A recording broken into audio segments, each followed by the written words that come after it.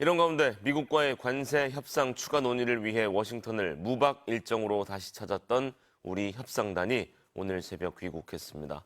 핵심 쟁점에 대해서는 아직 대립하고 있다면서도 그 쟁점이 무엇인지에 대해서는 말을 아꼈습니다. 김세영 기자입니다. 오늘 새벽 4시 반 인천공항 입국장에 대통령실 김용범 정책실장과 김정관 산업통상자원부 장관이 들어섭니다. 추가 협상에 일부 진전은 있었지만 여전히 대립하고 있다는 답을 내놨습니다. 일부 진전은 있었습니다. 그런데 핵심 쟁점에 대해서 아직도 양국 입장이 팽팽하게 대립하고 있는. 다음 주 경주에서 열리는 아시아 태평양 경제협력체 APEC에서의 타결이 쉽지 않을 것이라는 뜻도 내비쳤습니다. 만약에 에이펙 계기 타결을 기대한다 그러면 갈 길이 멀고 그런 상황인데 협상이라는 것이 막판에 또 급진전되기도 하기 때문에 끝까지 노력을 하겠습니다. 두 사람은 지난 22일 워싱턴으로 급파됐습니다. 김 실장은 귀국 사흘 만, 김 장관은 귀국 이틀 만의 재방문이었습니다. 미국에 도착한 이들은 곧장 러트닉 상무장관을 2시간 동안 만났습니다. 3,500억 달러, 한국 돈 500조 원 투자금의 현금 지급을 최소화하고 투자 기간도 장기간으로 늘리는 방안이 쟁점이었던 걸로 보입니다. 이번 방미는 1박 2일도 아닌 무박 3일 일정이었습니다. 막판 협상의 긴박함을 읽을 수 있습니다. 끝날 때까지 끝난 데가 아니죠. 경주 에이펙을 계기로 열리는 한미 정상회담은 이제 닷새 앞으로 다가왔습니다. 고위 당국자들 간의 대면 협상은 일단락된 가운데 양국 정상의 정치적 결단만 남았습니다. 트럼프 대통령은 한국과 공정한 관세 협정을 맺었다는 과장된 주장을 며칠째 되풀이하고 있습니다. 다만 미국이 중국과 적대적 관세 대전을 벌이는 상황에서 전선을 무한 확장하긴 어려울 거란 관측이 나옵니다. MBC 뉴스 김세영입니다. 현재 26기 원전 운영에 필요한 핵연료를 100% 수입에 의존하고 있습니다. 핵무기 개발로 이어질 수 있는 연료 생산, 즉 우라늄 농축을 제한하는 대신 미국이 이를 공급하기로 한 한미 원자력 협정 때문입니다. 40여 년 만에 개정된 그 새로운 원자력 협력 협정이 양국 관계의 또 하나의 중요한 제도적인 그런 축이 될 것이기 때문에. 이에 따라 한국은 20% 미만의 저농축 우라늄 생산도 건건히 미국과 협의를 거쳐야 합니다. 사용 후 핵연료 역시 문제입니다. 각 원전 수조에 임시 저장하고는 있는데 저장률이 80%를 넘긴 곳이 많습니다. 하지만 이를 재활용할 수 있게 재처리하는 것도 금지돼 있습니다.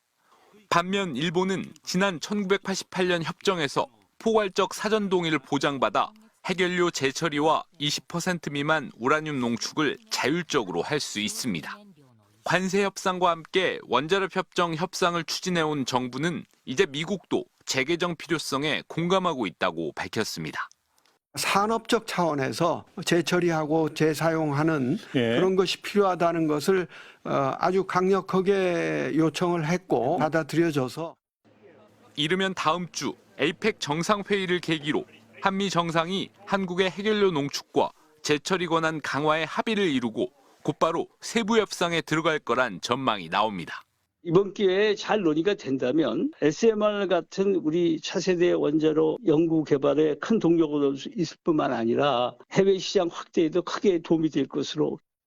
또 핵폐기물 저장에 부담을 더는 건 물론 안정적인 연료 확보로 에너지 안보 역시 강화할 수 있을 걸로 기대됩니다. MBC 뉴스 신재웅입니다. 일제 강제동원 피해자에 대한 정부의 배상안 발표를 하루 앞두고 있던 지난 2023년 3월 5일 경복궁의 일반인 관람이 끝난 직후인 오후 5시쯤 예고도 없이 윤석열, 김건희 부부가 경복궁을 찾았습니다. 갑작스러운 방문에 경황이 없던 경복궁 관리소 측은 관리소장도 부재 중이어서 안전관리 담당 직원이 황급히 안내를 맡아야 했습니다. 더불어민주당 소속 국회 문화체육관광위원회 김교흥 위원장실에 따르면 당시 윤석열, 김건희 부부는 경호원 3명만 대동한 채 경복궁을 찾았는데 먼저 어좌가 있는 근정전에 들른 뒤 경회로 2층에 있는 막루에 올랐다가 향원정을 지나 경복궁 가장 깊숙이 있는 건천궁에 도착했습니다.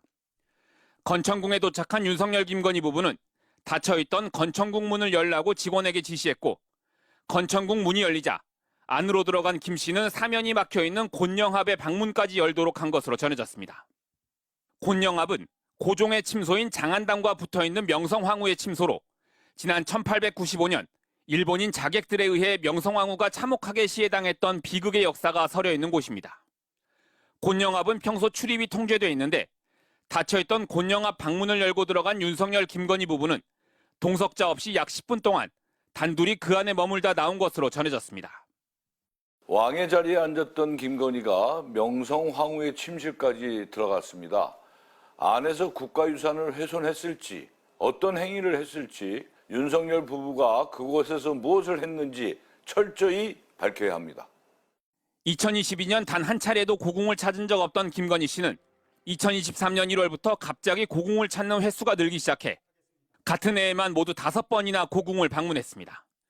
그런데 그중 절반 이상이 단순 관람 목적의 방문이어서 문화재 사적 유용 논란은 더욱 거세질 전망입니다. MBC 뉴스 이기주입니다. 120억 원대 로맨스 스캠으로 적색 수배를 받고 있던 총책이 캄보디아에 있는 우리 대사관을 찾아왔음에도 모양새가 좋지 않다며 그냥 보내준 대사관에 대한 비판이 커지고 있습니다.